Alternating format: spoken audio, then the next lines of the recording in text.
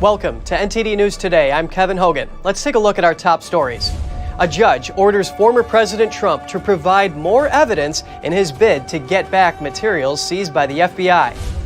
Congressman Jerry Nadler ousts Representative Carolyn Maloney. Both served in the House for 30 years, but a new redistricting map has forced one of them to go. Florida Governor Ron DeSantis learns who his opponent will be in November. Democratic Representative Charlie Crist won his party's nomination on Tuesday.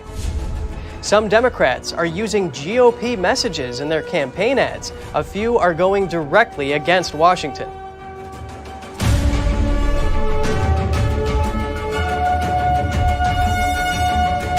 A federal judge in Florida is giving former President Trump until Friday to better explain why he wants a special master. The independent party, typically a retired judge, would oversee the review of materials seized in the Mar-a-Lago search. NTD's Jessica Beatty has more. District Court Judge Eileen Cannon ordered Trump's lawyers Tuesday to elaborate on why the court can step in now to appoint a special master. She also wants his team to explain exactly what Trump's asking for and the effect, if any, his request might have on a separate review into whether the sealed FBI affidavit can be released.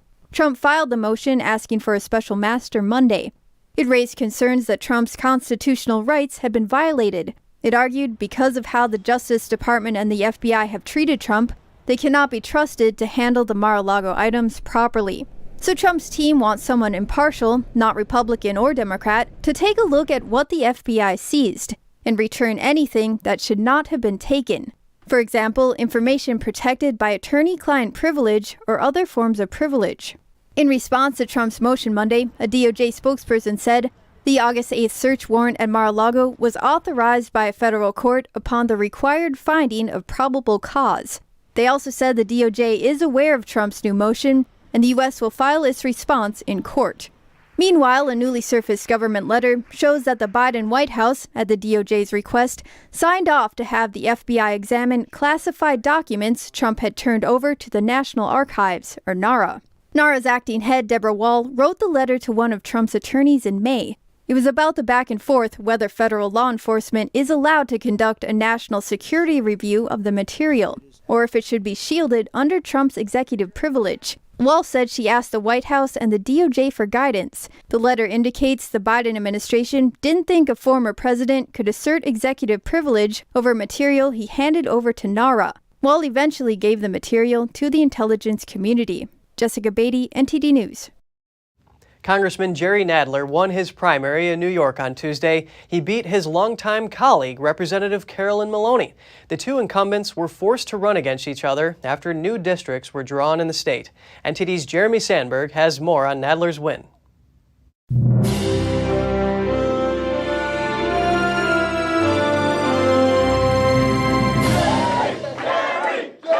Incumbent Representative Jerry Nadler is projected to win the Democratic nomination for New York's 12th congressional district.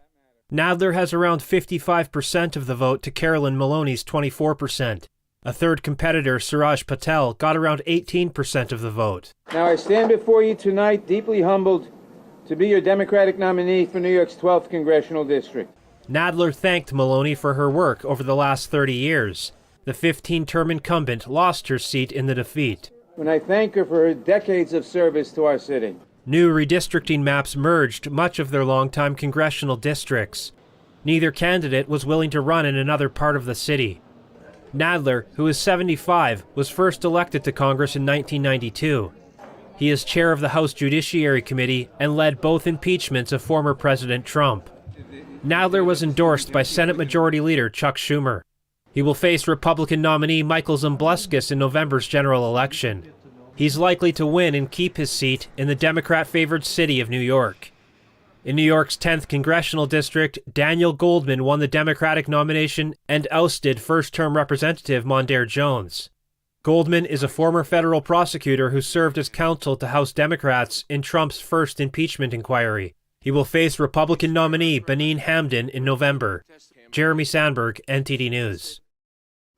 And in Florida, Representative Charlie Crist wins the Democratic gubernatorial primary. He will challenge Governor Ron DeSantis in November. Democrat voters in Florida have chosen a nominee to face Governor Ron DeSantis. This guy wants to be president of the United States of America, and everybody knows it.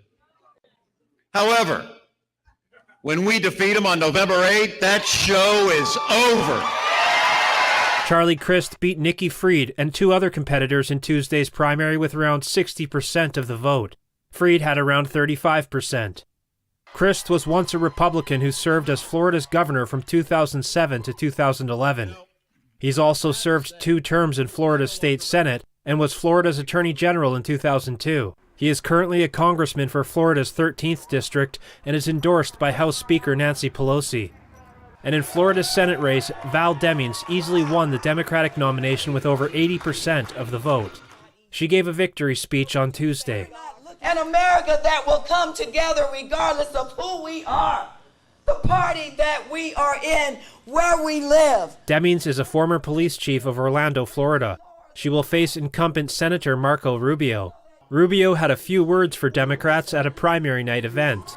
To our Democrat friends that are out there, your party has abandoned you. If you're a Democrat, a working class Democrat, maybe you've voted Democrat your whole life because your parents were members of unions or you're a member of a union or for whatever reason. I say to you tonight, your party has abandoned you. Rubio told the crowd he was confident of a win in November. The Democratic Party has been taken over by radical left-wing lunatics, laptop liberals, and Marxist misfits. Tuesday's primaries are among the last scheduled before the November 8 midterm elections. They will determine the balance of power in the House and Senate in the run-up to the 2024 presidential election. Representative Markwayne Mullin won Oklahoma's Senate GOP primary runoff on Tuesday. Senator Jim Inhofe is retiring early after nearly 30 years in office. Trump-endorsed Mullin won the Republican primary runoff with 65% of the vote. He beat former Oklahoma House Speaker and banking executive T.W. Shannon. Mullin is a citizen of the Cherokee Nation. If elected in November, he will be the first enrolled Native American tribal member in the U.S. Senate since 2005. He is heavily favored to win November's general election. Oklahoma hasn't elected a Democrat to the Senate in over 30 years. The Texas Attorney General says ballots cast in Texas elections are records that the public has a right to access. It clears up an issue related to anonymous ballots. The decision allows the public and members of the Texas legislature to view and copy ballots cast anonymously without delay. Anonymous ballots are those with no identifiable information about the voter or ballots with voter identifying data redacted. Texas ballots are designed to be anonymous. The AG said in a statement that the opinion offers a crucial new tool to fight election fraud. He wrote that anonymous ballots are election records, and the legislature can use established procedures to both preserve the records and grant the public access.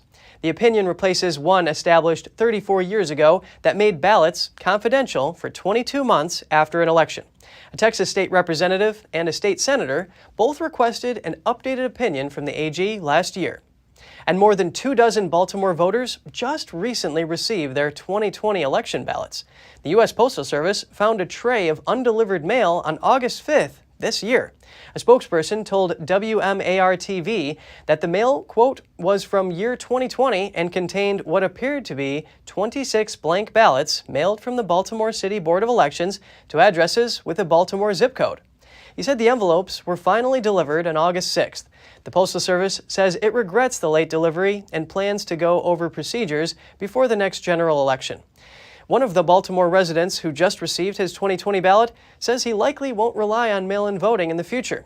The Baltimore City Election Director says the U.S. Postal Service didn't inform his office about the found ballots. And a group of citizens in Massachusetts is opposed to a new state law. It puts driver's licenses in the hands of people living in the state illegally. The group has collected enough signatures potentially to overturn the measure.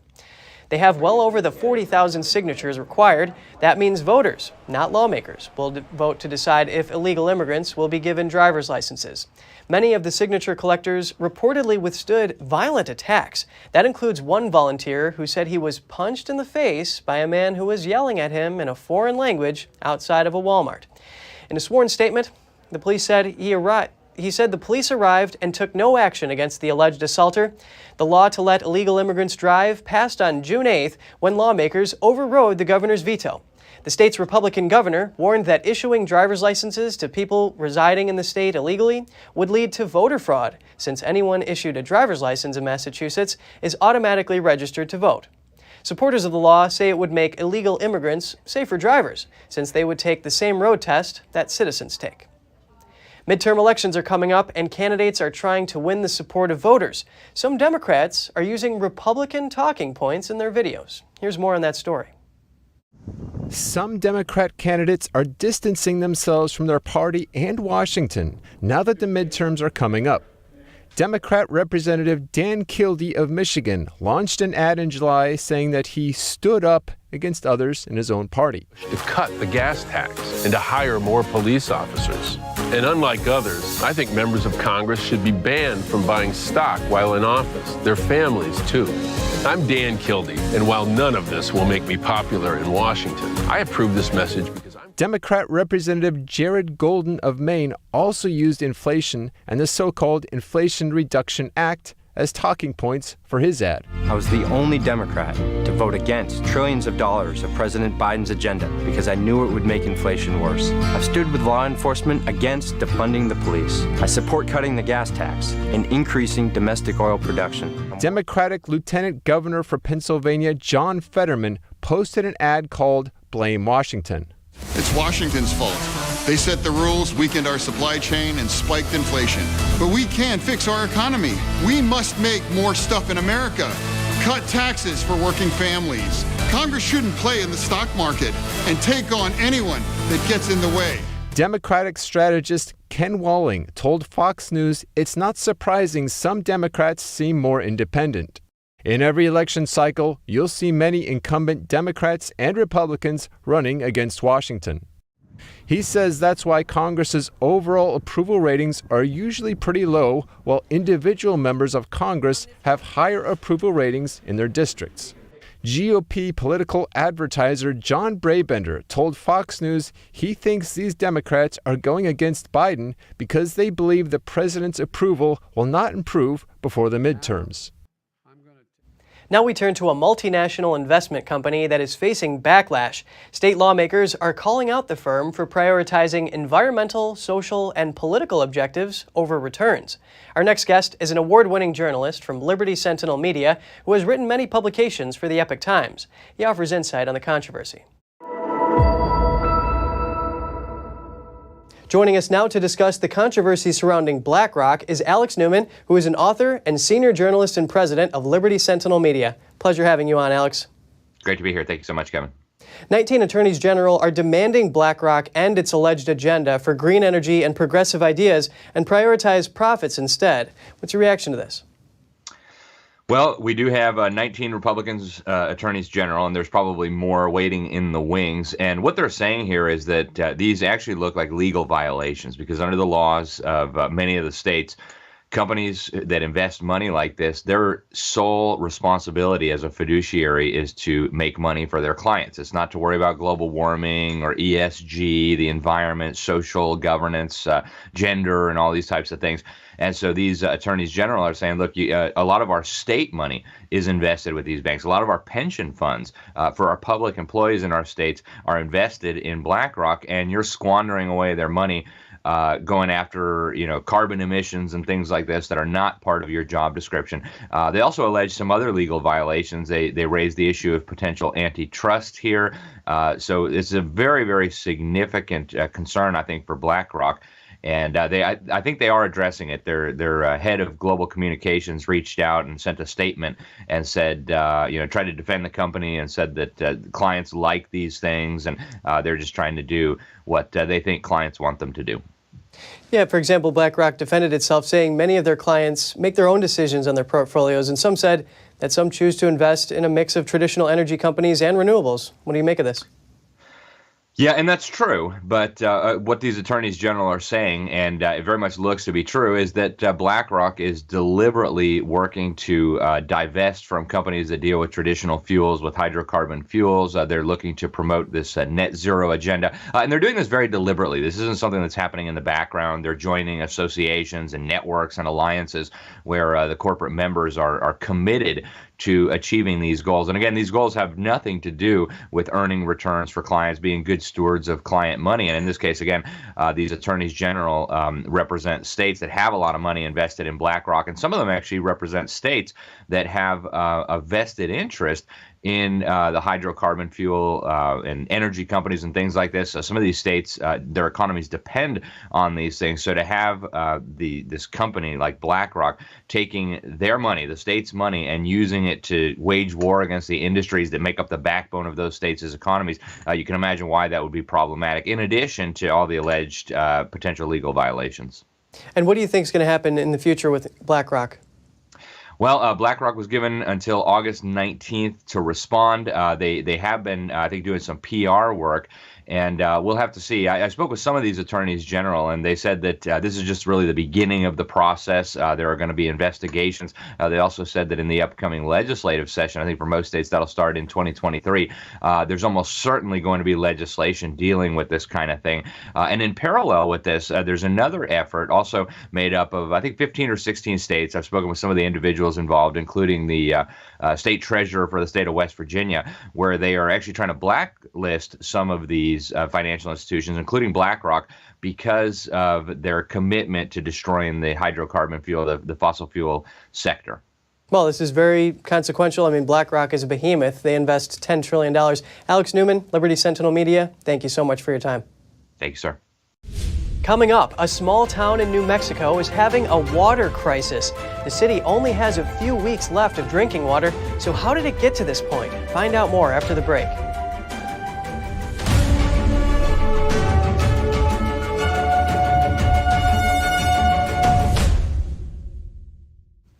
Don't park your SUV in your garage. That's the warning going out to owners of two models of sport utility vehicles.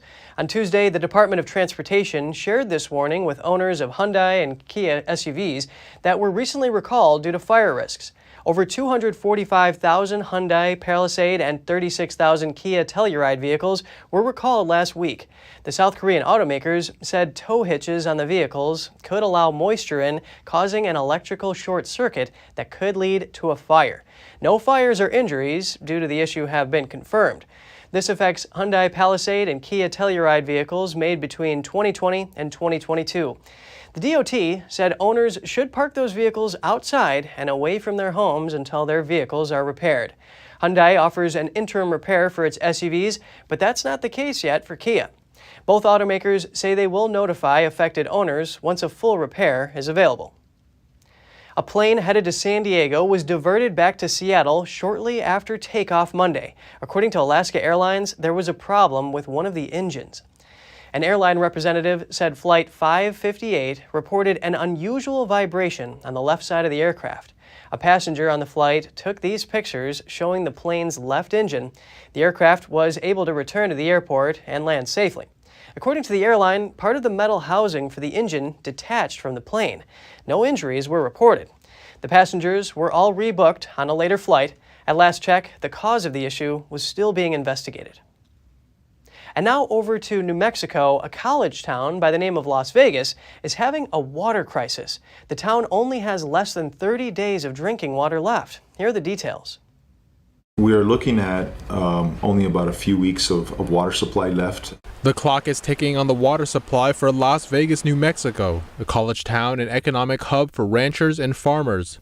Just months earlier, a wildfire raged near the town and its surrounding mountain villages. Due to unprecedented 1,200-year drought, combination of high winds, extreme dryness, and a winter where there was not very much snow, big piles of wood that had been burned to try to clear the debris from the clearing project actually reignited into a fire, which is unique, doesn't really happen very much. The city is having one of the best monsoon seasons it's ever had, but people there can't capture any of the water because of the fire. Now the city must figure out a way to survive before the water supply runs out. Authorities there have imposed higher stages of conservation and are looking for help from elsewhere. We've identified a system that does pre-treatment to water. We're implementing that in the next few weeks. It's coming from out of state. It's on the highway right now on the way down to Las Vegas to pre-treat some of the contaminated water that we have in one of our lakes. which will add to the storage or add to the supply of the city of Las Vegas. The city manager says this will put a band-aid on the situation for now, but the city still needs to get cleaner water from the river and fill up its reservoirs in the long run. We want to make sure that we, now that we have all the federal partners at the table, find the monies that we need to rebuild a dam that leaks, to extend the storage of water so that it doesn't put us in this situation in the future. Daniel Patterson, press officer at the U.S. Forest Service, says the top priority right now is restoration work in Gallinas Canyon because it's the supply of drinking water for Las Vegas, New Mexico. Snapchat users in Illinois could be eligible for some money. Snap Incorporated, Snapchat's parent company, has agreed to pay $35 million to settle a class action lawsuit. The plaintiffs accuse Snapchat of using its photo filters to scan a person's facial features and collect biometric data without consent. That's a violation of Illinois' Biometric Information Privacy Act. Any Illinois resident who used the feature between November 17, 2015 and now could be eligible for part of the settlement, but they would have to submit a claim by November 5th. The settlement still needs to be approved by a district court. While Snapchat agreed to the settlement, the company denies any wrongdoing. Apple is helping do-it-yourselfers fix computer issues after users complained that the company didn't allow them to access their own devices. The self-service repair program begins today for MacBook Air and MacBook Pro notebooks. They've set up a support website for customers to get repair manuals, buy genuine Apple parts, and rent tools from the Apple Self-Service Repair Store. Earlier this year, Apple launched a similar repair store for the iPhone. It comes after the Librarian of Congress approved the right to repair last year after encouragement from President Biden. The update means copyright law can't block users from tinkering with their own tech. But critics say Apple's new resources are too costly to be practical for many users. And the U.S. Postal Service is introducing a new Christmas-themed Forever stamp. It features the 16th century Virgin and Child oil painting. The painting was originally attributed to Italian artist Andrea del Sarto of Florence, but that remains unclear. Now art experts say only that it's by an artist known as the Master of Sandici Lamentation. The painting is part of the Robert Dawson Evans collection at the Museum of Fine Arts, Boston. There will be a first day of issue event for the stamp on September 22nd at the museum. And if you have any news tips or feedback for the show, don't hesitate to email us at news.today@ntd.com. And just ahead, the U.S. and South Korea are on their third day of their joint military drills. Find out what makes this year's drills a little different. And for decades, Chinese citizens needed a permit to live in their own country. And now in some parts of China, the permit has been upgraded, starting with COVID restrictions. Find out more right here on NTD News.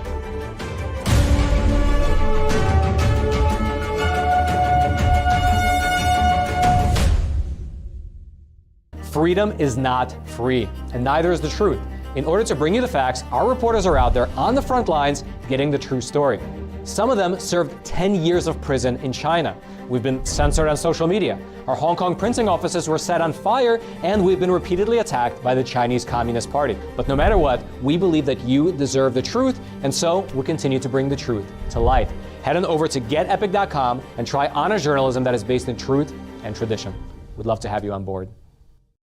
Hi, I'm Smokey Bear, and I made an assistant to help you out, because only you can prevent wildfires. Hey, Assistant Smokey Bear, call me Papa Bear, because I'm grilling up dinner.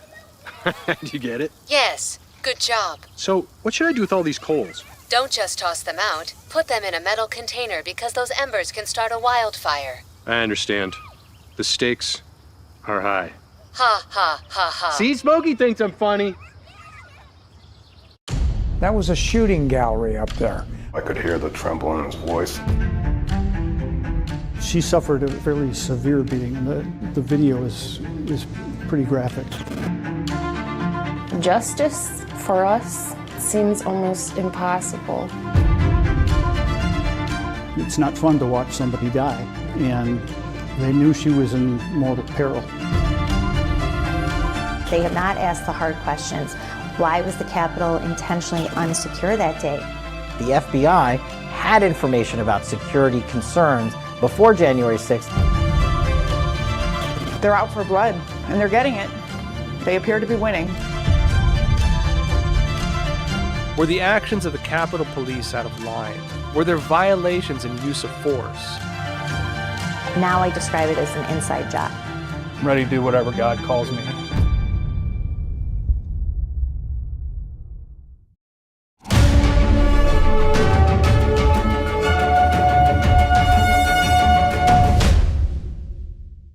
Welcome back. South Korea and the United States continue joint military drills as the allies seek to tighten readiness over North Korea's potential weapons tests. The drills are known as the Ulchi Freedom Shield. Footage shows South Korean and American soldiers participating in drills in a forested area while Navy personnel simulated an operation at a container port. South Korea's defense minister visited a command post and met the commanding general of the U.S. troops. It's the first time a South Korean general is commanding the annual joint drills with American forces, and it's a step toward Seoul's long-delayed goal of gaining command of Allied forces in the event of a war.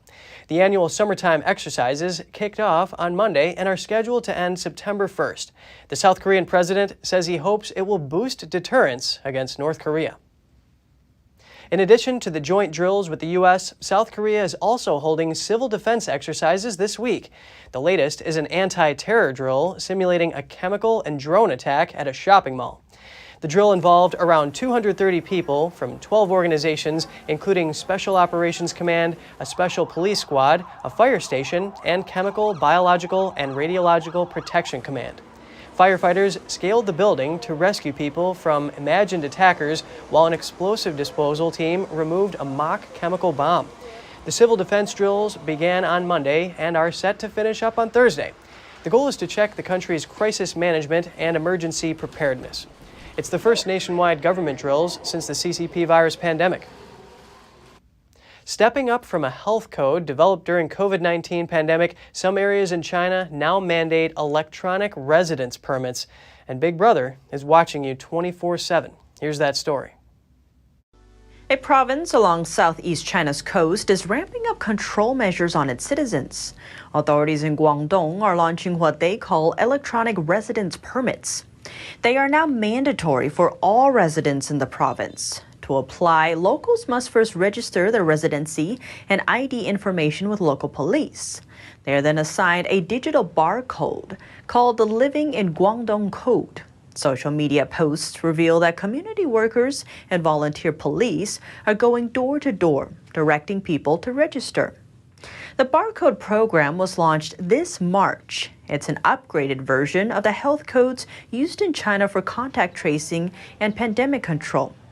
Comments from one social media group describe the new barcode as 100 times more powerful than the old version, while a tweet likened it to a ball and chain or a pair of handcuffs that follow wherever their wearer goes. It went on to say that Chinese people are slaves to these kinds of technology. Just 3 months after the new version took effect in March, the barcode was again upgraded, this time into the current electronic residence permits. An expert described the registration process for it as a tool for the Chinese Communist Party. That's so it can better monitor Chinese citizens. It allows the police to quickly and easily locate any person at any time. The impact is huge. That is, the efficiency for this dictatorship. It unprecedentedly improves the police ability to monitor people. Lai says Chinese authorities will likely impose the electronic residence permit mandate across the country, and that its use in Guangdong is probably a pilot program. Also in China, special police are training to catch random citizens and enforce COVID-19 testing. This is a serious drill with fully armed police. Reports of an unusual kind of police drill are coming out of China. Videos suggest police officers there are practicing the use of force, but not against dangerous criminals. Instead, the targets are those who refuse to cooperate with COVID-19 testing mandates. A police department in Inner Mongolia posted a video on Douyin, the Chinese version of TikTok. The clip shows 6 fully armed SWAT police, short for Special Weapons and Tactics. They are seen with guns and shields at the ready, encircling a man who is posing as someone refusing to get tested. The video's subtitle reads, "He refuses to cooperate by taking the COVID-19 test. Take him down." A similar case was caught on tape, except this one wasn't a staged drill. During the incident, a man riding a scooter was surrounded by a group of police. 2 police motorcycles blocked his path. Was a police car standing by in the area. The man was blocked in and could be heard arguing with the officers, saying,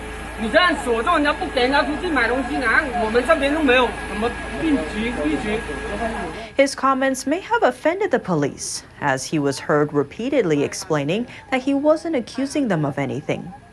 The police on spot reported the case. It is unclear what happened to the man after the encounter. Members of the Inter-Parliamentary Alliance on China, or IPAC, have launched the Indo-Pacific Forum for Lawmakers. That's after the signing of a security treaty between Communist China and the Solomon Islands. According to its website, the IPAC is an international cross-party network. It consists of more than 200 lawmakers from over 20 countries, including Australia, Japan, and New Zealand. The alliance vows to defend a rules-based liberal order and values of democracy and freedom of expression. The new forum will be the first interparliamentary effort to address China's growing military threats in the region. Lawmakers from Taiwan, South Korea, Pacific Island countries, Europe, and other partners have also been invited. And just ahead, on the day marking Ukraine's independence from the Soviet Union, Ukraine's president promises victory in the war with Russia. And Belgian energy cooperatives help citizens save money as energy costs bite into Europe. The cooperatives allow citizens access to renewable energy. We'll have all that and more for you after the short break.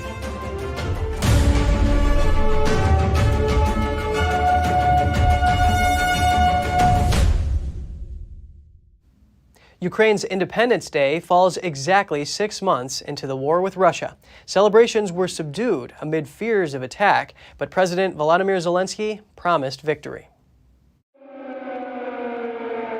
Air raids tore the eerie morning quiet in Kyiv on Wednesday to mark 31 years of independence from the Soviet Union. It's also 6 months to the day since Russia invaded Ukraine. Hulks of burnt-out Russian tanks and armoured vehicles have been laid out like war trophies in the centre of the capital. Moscow calls its invasion a special military operation, prompted by threats to its security. Ukraine was reborn on that day, President Volodymyr Zelensky said in a recorded speech. He vowed Ukraine would drive out Russian forces completely, recapturing occupied areas of eastern Ukraine and Russian-annexed Crimea. Zelensky has banned public celebrations this year for fear of attacks. This was last year's Independence Day. It's an important public holiday, usually marked by a military parade and mass rallies. Instead, quiet streets and subdued memorials, as a military guard pays tribute to those fallen in the latest war. Thousands of civilians have been killed and more than a third of Ukrainians forced from their homes. Almost 9,000 Ukrainian military personnel have lost their lives, the military says. Russia hasn't publicised its losses, but US intelligence puts them at 15,000. After it failed to seize Kyiv, Russia focused on taking eastern Ukraine. The war is largely at a standstill, with no immediate prospect of peace talks. British Airways plans to cut thousands of flights from its winter schedule due to airport passenger caps and less demand. In total, they say it will impact around 10,000 flights through March. That's about 8%. The Heathrow Airport's daily passenger limit of 100,000 was just extended through most of October. The cap began in July due to staff shortages, long lines, and lost luggage. The British Airways says it means they'll have to cancel roughly 12 trips per day while the passenger limit is in place. In the same statement, they announced the cuts from the winter schedule.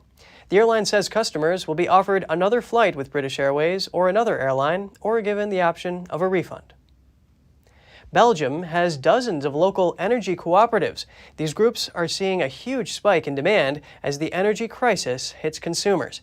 Energy cooperatives are citizen-owned initiatives investing in renewable energy and energy efficiency. Let's take a look. Bernadette van der Kammen lives in an Art Deco mansion in northern Belgium, and keeping up with its energy bills is a challenge even at the best of times. Now, with the energy crisis biting and millions of Europeans facing soaring prices, it's a bigger struggle. But the 67-year-old is now only paying half of what she'd pay a regular commercial energy provider because she belongs to what's called a local energy cooperative, and Belgium has dozens of them. They're citizen-owned initiatives investing in renewable energy and energy efficiency. It's cheap. I looked up an electric bill from 3 years ago, and back then I was paying €47 a month. In the meantime, EcoPower installed a digital consumption monitor, and at the moment, in August 2022, my invoice is just under €35 a month. Van der Kammen's provider, EcoPower, supplies households at production cost, fixed for the lifespan of the energy source, topped up by grid fees and taxes, as well as the cost of running itself. EcoPower says it's seen demand rise so sharply that it's had to stop accepting new members. Spokeswoman Margot Vingerhout. As an energy community, we don't want to make profits on our energy supply. So we sell at cost price. That means that you get a fair bill. We'll not always be the cheapest. Sometimes we are, sometimes we're not. At the current market prices, we definitely are. So you get a fair price.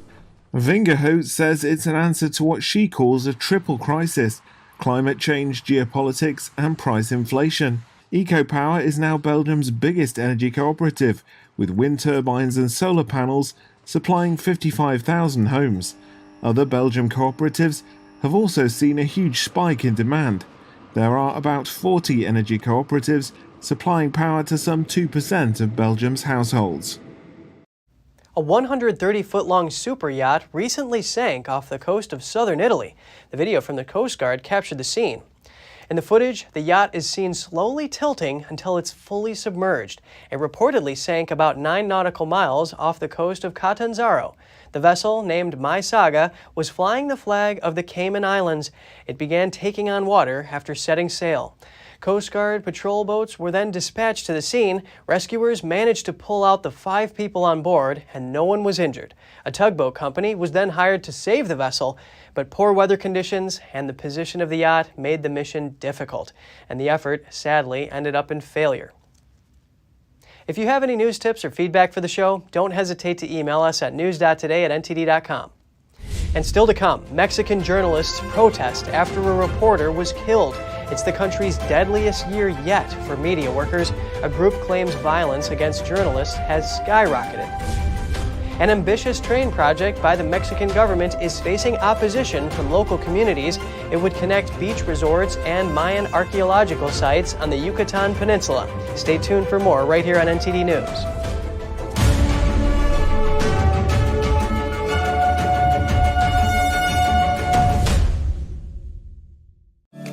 Welcome to RenBiz.com, the education and career program where parents rule. We replace public schools and universities. We are for ages 6 to 100. Never any big student loans with us. You graduate with a traditional diploma, a university degree, and your own family business. Adults returning to obtain better careers. Parents looking for better academic and career opportunities for their kids. At Business Occasion, you spend 50% of your time on traditional education and 50% on business education, including setting up your own family business. Learning is in your small, in-person pods of 6 to 10 students. At Renaissance Business Occasion, aka RenBiz.com, graduation means you have a degree and your own family business. Like education always should have been, a transition to getting a career.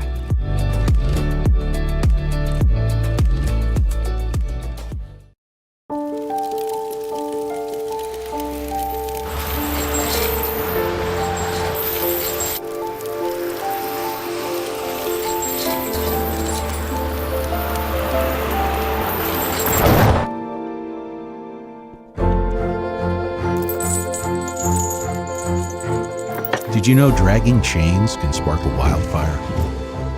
Only you can prevent wildfires. Victor deployed for the first time to Afghanistan in 2003. He sustained a moderate traumatic brain injury basically had to relearn everything. One of the most important elements of caregiving is taking care of yourself. We have our own journey, and we can fulfill that journey at the same time that we are helping our loved one.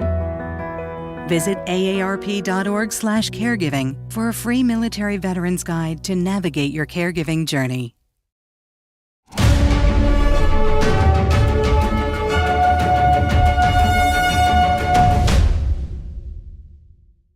Good to have you back. A Mexican columnist is shot to death in his car. He's the 18th media worker killed in the country this year. Now journalists are demanding an end to the violence. The columnist was murdered on Monday in the Pacific coastal state of Guerrero amidst the bloodiest year on record for Mexican media workers. Local media says he was ambushed by armed attackers on a motorcycle. He had just posted a column on the alleged involvement of local politicians in the disappearance of 14 students in 2014. His death follows the murders of at least 3 other Mexican journalists this month. Organizations focused on media freedom are trying to determine if his death was linked to his profession. Human rights group Article 19 says violence against the press has skyrocketed since President Obrador took office in 2018. Mexico, like so many other places around the world, is in the midst of a devastating heat wave. July was the second hottest month in Mexico since 1953, and high temperatures are coming amid a severe shortage of water. It had the feel of an outdoor festival or county fair. But this public gathering in northern Mexico is a citizens group response to a crisis, a severe drought that has caused extensive water shortages in Coahuila state. During a recent day-long event they called Waterton, they were collecting bottled water for distribution in neighborhoods where taps have run dry. It is urgent to send truckloads to those communities, this organizer says, adding that their goal was to collect 10 metric tons of bottled water for people in need. Coahuila is not the only Mexican state facing a severe drought. It's so dry in Nuevo León, which borders with Texas, that Mexican President Andrés Manuel López Obrador declared an emergency there late last month, as most of the country suffers rain shortages since 2020 and 2021. In an emergency situation, people's needs should be the priority, the president said. His decree means that the government can tap into industrial and agricultural water allotments to quench people's thirst. The leader of the largest industrial association in Monterrey rejected any suggestion that companies are taking more than their fair share of water. There are companies that are not using all their water, but on paper they have the right to use that much water. Well, those permits can be transferred so the water utility company can legally take more water from the subsoil to inject it into the drinking water network of the Monterrey metropolitan area. Monterrey, one of Mexico's most important cities, is Nuevo León's capital state. The industrial hub of nearly 6 million depends mainly on 2 reservoirs, including Cerro Prieto, but as these NASA satellite images show, its water levels dropped to 0.5% of its capacity of 393 million cubic meters in the last 7 years. For residents like Ruth Gonzalez, the situation means spending several hours every day in a desperate effort to find enough water for her family's daily needs. She says there was no water in her neighborhood and was afraid she wouldn't be able to find any at the vending machine, which proved to be true for a 3rd day in a row. Earlier this month, drought conditions and low levels at a reservoir in central Mexico prompted rationing measures in Mexico City, the capital, and the adjoining Mexico State. At more than 26 million, together they form the most populated metropolitan area in the entire country and one of the largest in the world. Mexico is trying to build an ambitious train project on the Yucatan Peninsula, but the project is facing some major opposition from local communities. Here are the details. Mexico's 950-mile Maya train line will run in a rough loop around the Yucatan Peninsula, connecting beach resorts and archaeological sites. But one controversial part between Cancun and Tulum will cut through the jungle and go over some of the most complex and fragile underground cave systems in the world. And this has drawn opposition. We are protecting this evidence, these vestiges. We found 10 pre-ceramic individuals who date up to 5,000 years. Down below are their cousins, uncles, grandfathers, yet to be discovered. We are running the risk that all of this will be buried in history lost. For more than 2 years, Mayan communities have been objecting to the train line. They argue that the railway violated their right to a safe, clean environment and to be consulted. Some local residents have been talking to construction workers recently. We have been doing this for a few days now, since last week, when we approached workers and engineers and asked them to stop the construction work. They understood. We explained to them that we are defending the place where we live, that we are defending the planet and the great Mayan aquifer. Mexican President Andrés Manuel López Obrador exempted the train from environmental impact studies. Last month, he invoked national security powers to forge ahead with the project, overriding court injunctions. This is an important example of how careful engineers need to be on a project of a train built over a karstic landscape. There's a deep connection between the jungle and the caves. The thickness of the limestone is very thin. It even has fractures. The Mexican president argues that he just wants to develop the historically poor southern part of Mexico, and the train line will help do it. And now over to Peru. Archaeologists have found several burial sites from an ancient civilization dating from over 1,000 years ago. The discovery is related to the Wari culture. It reveals the existence of elite artisans dedicated to manufacturing pieces of great ornamental value. The burials belong to 2 women, 2 men, 2 children, and a young man. They were buried with jewelry, ceramics, textiles, tools, and handicrafts. The discovery provides evidence that the Wari culture expanded from the country's south to the north. The Wari capital was near modern-day Ayacucho in the Andes, but they traveled widely and are known for their extensive network of roads. Polish archaeologists discovered the sites. The civilization dates from the 7th to 12th centuries AD. And just ahead, Top Gun Maverick is the box office success of 2022, raking in around $1.4 billion globally. Some wonder if a 3rd movie is in the works. Stay tuned for more right after the short break.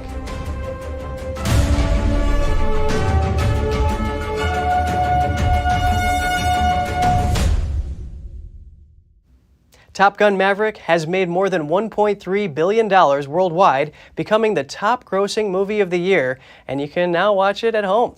The director and producer share what they think of the movie's success. NTD's Andrew Thomas has the details. Here we go. In 3, 2, 1.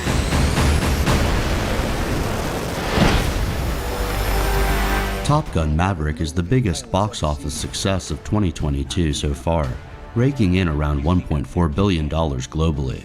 It's overtake Avengers: Infinity War for the 6th spot in the top US box office films of all time. For director Joseph Kosinski and star and producer Tom Cruise, it's been a huge surprise. Kosinski said he's frequently been in touch with Cruise. We talk a lot or email a lot because I think we just can't believe how well the movie's been received. It's what we were striving for, it's what we worked for, it's what you dream about. Jerry Bruckheimer produced both the original 1986 Top Gun as well as Maverick.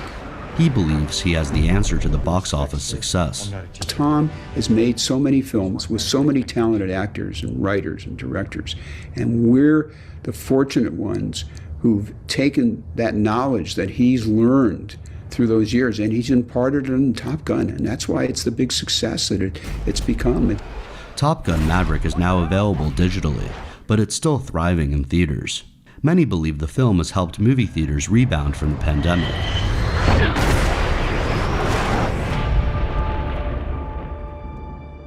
What do we have here? It's so gratifying to have people kind of come up to me as they do, almost every day and just talk about falling in love with going to the movies again and how, Top Gun was a part of that for them. Hollywood blockbusters don't often make it at the Oscars. The last blockbuster to win Best Picture was The Lord of the Rings, The Return of the King in 2003. Well, my thoughts are the Academy will decide if it's worthy of an Oscar. I think it's a great film. Audiences think it's a great film. We make it for theaters. We make it for audiences. We make it for all the people behind the scenes. With the success of both the original Top Gun and now Top Gun Maverick, some wonder if a third movie is in the works. Andrew Thomas, NTD News. Having any fun yet?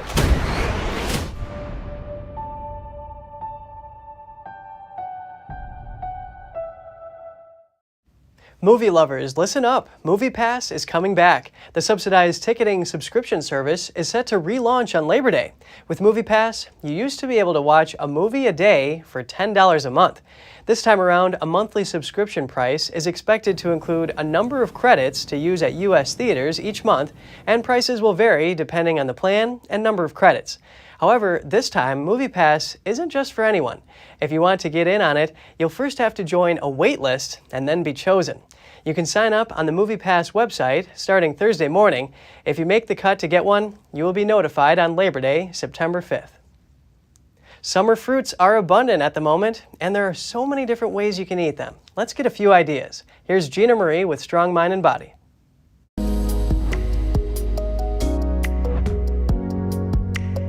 Summer fruits are the perfect snack to keep you hydrated on a hot summer's day.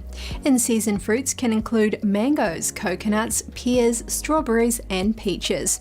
And don't forget berries like raspberries, blueberries and blackberries. Many are loaded with vitamins and in some cases antioxidants as well. We've rounded up some of the best ways to enjoy these delicious treats. Number 1, fruit salads. Fruit salads are one of the easiest ways to enjoy a melody of fruits. They can be great for breakfast or a light dessert. Number 2, grilled fruit. Grilling fruits are a welcomed addition to any barbecue and can be grilled on their own or added to skewers. Try throwing some pineapple on the grill for a zesty addition to your meal. Number 3, marinades. Marinades can make or break your barbecue, and choosing the right fruit can add the right kick to your meal. Cherries work as a great marinade and can help with post-workout muscle recovery. Number 4, frozen fruit. Frozen fruit can be a quick and resourceful way to bulk up your smoothies, but also lightly flavour your drinks as well. Try freezing some raspberries and dropping them into some ice water. Number 5, fruit salsas. Traditional salsas are heavy on tomatoes, so how about trying a watermelon salsa? Watermelons are loaded with vitamins and they can also help you to fight cardiovascular disease. Number 6, smoothies. Smoothies are a great way to start your day, and depending on what's in them can provide a host of health benefits. Number 7, juices. Juicing is another great way to ensure you are getting enough fruit servings in a day. They can also help to boost your overall energy levels. And number 8, raw. There's really nothing like enjoying a piece of raw fruit on its own. Apple and pears are both loaded with vitamins and other nutrients.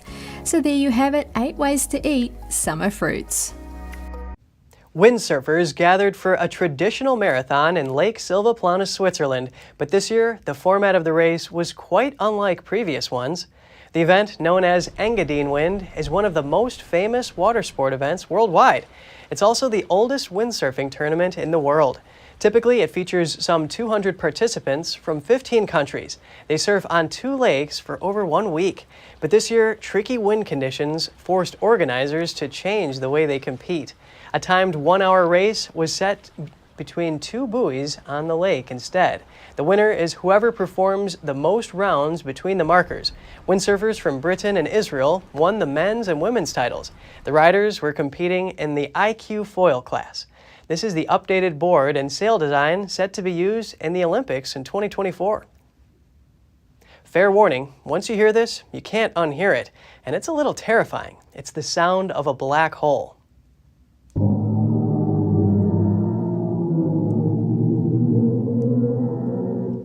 NASA shared this 34-second clip of the Perseus galaxy cluster, which is about 240 million light-years away from Earth.